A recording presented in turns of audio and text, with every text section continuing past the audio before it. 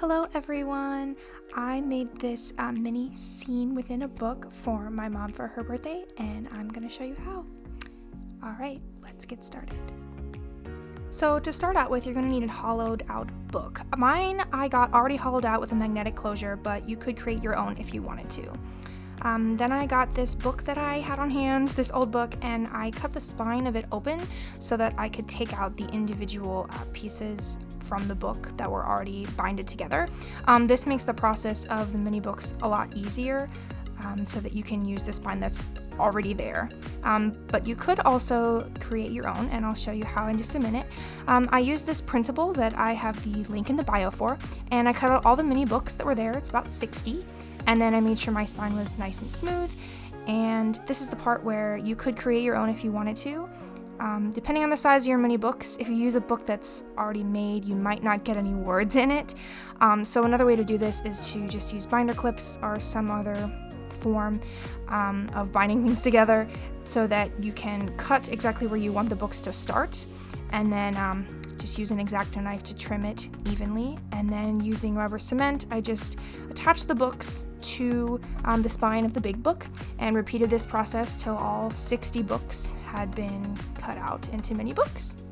Alright, then I used this, I'm not really sure what it is, but it's a really thick piece of some cardboard material that came in something. Probably an appliance, but I'm not sure what.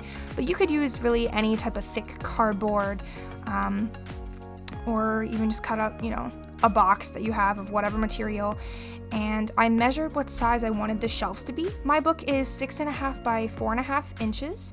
So I decided to make my shelves about 2.5 inches long, and then I just cut them out. Since this was really thick, it was really hard to cut, but I figured it out. You just have to keep repeatedly going in a straight line, and eventually you can bend back the rest.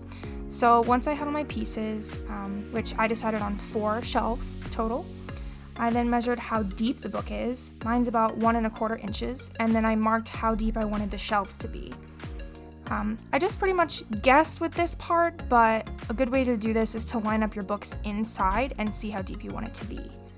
So once I cut out all those pieces, I made sure to test it out first by placing the shelf pieces inside the book and laying my mini books against it.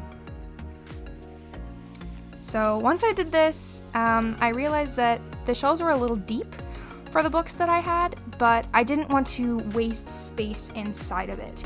So I took more pieces of that cardboard and then I laid them in the back so that the books would be sticking out a little bit further on the shelf. And that really worked out nicely. So that was my plan, and I continued cutting out all the shelves from here. And like I said, you can use really any thick material that you find, or thin if you wanted them to be thinner, depending on the size of your book. You could use plastic or cardboard or possibly even paper, depending on the strength of it. Once I had all those pieces cut, then I lined them up inside and I measured how big I wanted my side piece to be. For this, I just used another piece of thick cardboard I found, but it wasn't as thick as my shelves because I felt like it looked better. So I placed everything inside, including my books, to see, and then I used some spray paint to paint the book gray, and then I painted the shelves black. Then I went in and mixed some acrylic paint that I had, and I painted the inside of the book. I wanted the outside to be a different color, so I actually ended up leaving it in this gray, which was just a primer, but I painted the inside this really pretty dark plum purple color. My original plan was actually to do a red, but then I saw something and I decided to do this color instead. It's much more like my mom. So once I had that, I placed the shelves inside of it and lined them up and tested it yet again with another mini book. And then I just hot glued the shelves in one at a time, lining them up each time so that they would be stuck in there for good. This is a really high temp hot glue gun, so be careful. I definitely burned myself. I do not recommend that. But, so I just repeated this process until all 4 of my shelves were in and the side piece was put in place as well.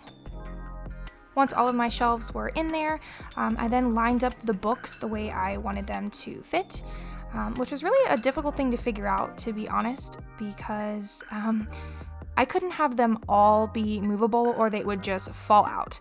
So what I ended up doing is I ended up gluing in a majority of the books, but then I left some unglued so that they would still be removable and you could actually flip through them like an actual book. I just had to be very careful about where I placed what. So I glued in a lot of them for foundation, but then I just kind of stuck in random ones here and there. I ended up using this brown bead that I found as a bookend or vase or trinket, whatever, and also a blue bead with some fake flowers glued in it to give the shelves more dimension.